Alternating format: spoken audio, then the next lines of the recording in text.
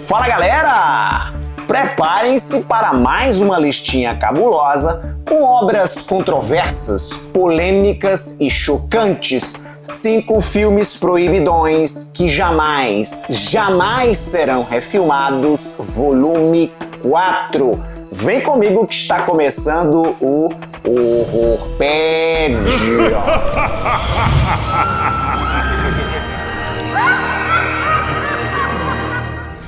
Se você não assistiu a nenhum vídeo dessa série de proibidões, bom que você saiba que alguns longas-metragens apresentados aqui abordam temas melindrosos que podem acionar gatilhos.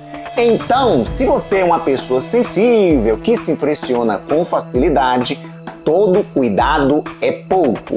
Iniciando a lista na 5ª posição, um filme considerado o mais perigoso já realizado, que não chegou a ser proibido, mas que jamais será refilmado e que por pouco escapou de ser marcado por uma tragédia, visto que nos 6 anos que levou para ficar pronto, ocorreram mais de 70 acidentes quase fatais com o elenco e a equipe técnica. Estou falando de Roar, ou melhor, Roar, um filme de aventura idealizado pelo Noel Marshall, o avô da Dakota Johnson, que nos anos 70 teve a ideia de Jerico de rodar um longa-metragem com 150 felinos selvagens, animais não treinados, que foram criados soltos no rancho em Los Angeles como se fossem pets, como se fossem gatos gigantes. E imagine aí a tensão no set de filmagens. O diretor Marshall, que também interpreta o protagonista, foi atacado diversas vezes e sofreu ferimentos que levaram anos para se curar. O diretor de fotografia do filme, o Ian DeBaun, que nos anos 90 viria a fazer Velocidade Máxima, foi literalmente escalpelado por um tigre e precisou levar 220 pontos na cabeça. A esposa do Marshall, a atriz Tippi Hedren, ela fez Os Pássaros de Hitchcock, também foi atingida na cabeça e teve uma perna quebrada. Já a Melanie Griffith, que naquela época era uma adolescente, foi atingida no rosto pelas garras de um leão e precisou passar por uma cirurgia de reconstrução facial após ficar com cicatrizes decorrentes dos mais de 100 pontos que levou. A história do filme é uma grande bobagem. Um naturalista precisa salvar sua esposa e filhos justamente desses animais que ele tanto quer proteger. A intenção do Marshall era conscientizar o mundo sobre o perigo da extinção dos felinos e por pouco ele não causou a sua própria extinção e também da sua família.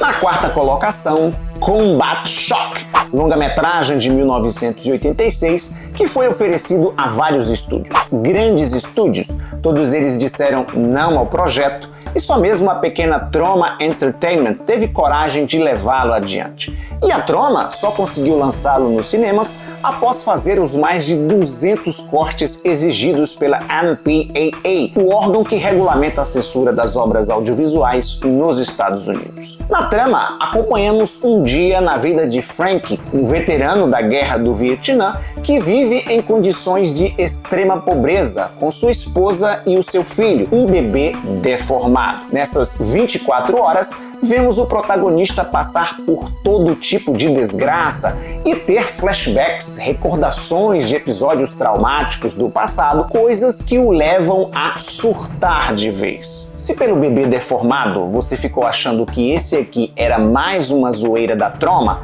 no estilo Vingador Tóxico, por exemplo, trate de tirar o seu cavalinho da chuva. Combat Shock é uma obra devastadora, um sombrio estudo de personagem que trata de temas sensíveis como miséria, isolamento social, depressão e degradação moral. Os efeitos visuais, a maquiagem, que naquela época já não eram tão bem feitos assim, envelheceram mal, mas nem por isso o filme deixa de ser impactante. Até mesmo quem já está acostumado com obras undergrounds vai se impressionar com a crueza do longa-metragem. Combat Shock era um filme que eu queria ver há muito tempo e só consegui encontrá-lo no catálogo do Shudder, streaming americano dedicado a obras de terror, que só está disponível no exterior. Desde março, eu sou um feliz assinante do Shudder graças a Surfshark, a melhor VPN do planeta. Com um simples comando, simulei que estava acessando a internet nos Estados Unidos e fiz minha assinatura. O principal motivo que me levou a ter a Surfshark foi sim o Shudder e acesso a outros conteúdos que a gente só encontra lá na gringa, mas atualmente eu não consigo mais estar online sem uma VPN, acho essencial, por uma questão de segurança, sabe? Porque no nosso dia a dia a gente pode precisar de uma rede pública.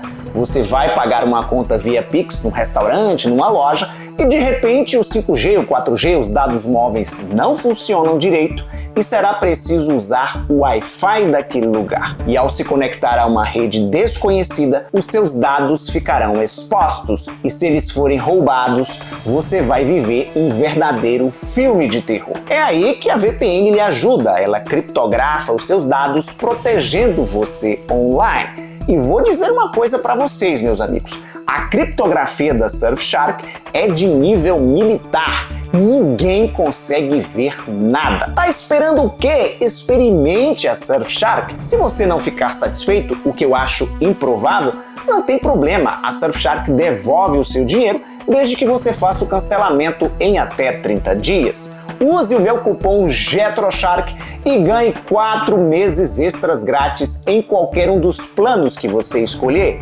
Clique no link que está na descrição do vídeo ou use o seu celular para ler o QR Code que está aparecendo em sua tela.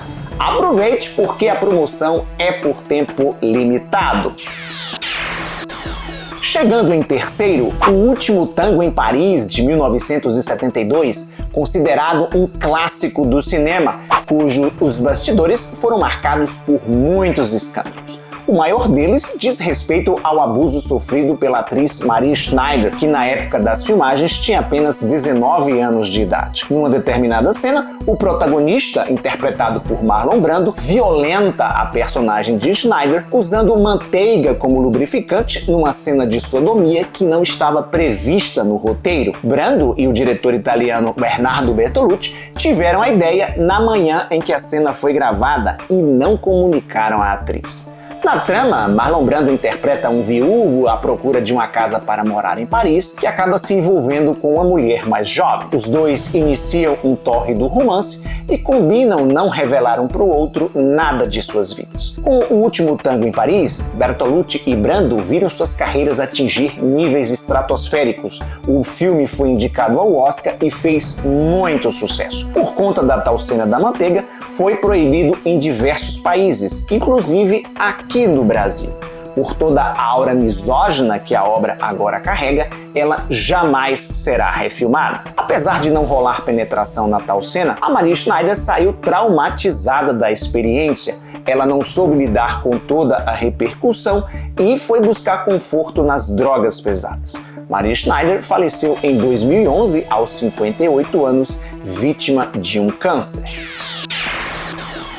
No segundo lugar do pódio, outra obra setentista, Quem Pode Matar a um Niño, terror espanhol, batizado aqui no Brasil de Os Meninos. A trama segue um casal de britânicos em viagem de férias pelo litoral da Espanha. A mulher está grávida de 6 meses e, em busca de um lugar tranquilo, eles decidem passar alguns dias numa pequena ilha remota. Ao chegar lá, os dois percebem que há algo estranho rolando, o comércio local, as lojas estão abandonadas e eles só encontram no caminho crianças e adolescentes. E essa turminha de comportamento sinistro está mal intencionada. Eles mataram todos os adultos da ilha e os turistas recém-chegados são suas próximas vítimas. A trama lembra a Aldeia dos Amaldiçoados, porém aqui o tema psicopatia infantil é tratado de maneira mais realista e justamente por isso o filme foi censurado em alguns países. No prólogo, um documentário é apresentado mostrando como as crianças são sempre as maiores vítimas das grandes tragédias da humanidade. E se elas, cansadas do mundo hostil e tomadas pela selvageria, resolvessem se rebelar?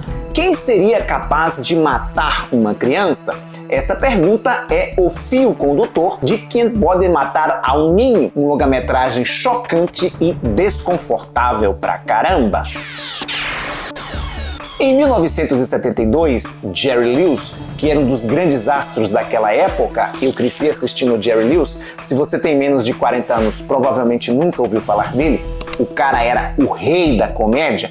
Em 1972, ele resolveu fazer o seu primeiro filme sério, O Dia em que o Palhaço Chorou. Além de atuar, ele também escreveu e dirigiu o longa-metragem. Mas esse filme nunca viu a luz do dia. E ao passar dos anos, a obra foi ganhando notoriedade justamente porque Jerry fazia de tudo para escondê-lo. Numa analogia tupiniquim bem fuleira, mais ou menos o que Xuxa tentou fazer durante um tempo com Amor, Estranho Amor. Alguns estúdios tentaram convencer Lewis a lançar a obra, porém, diante da sua relutância, uma refilmagem chegou a ser cogitada no final dos anos 90.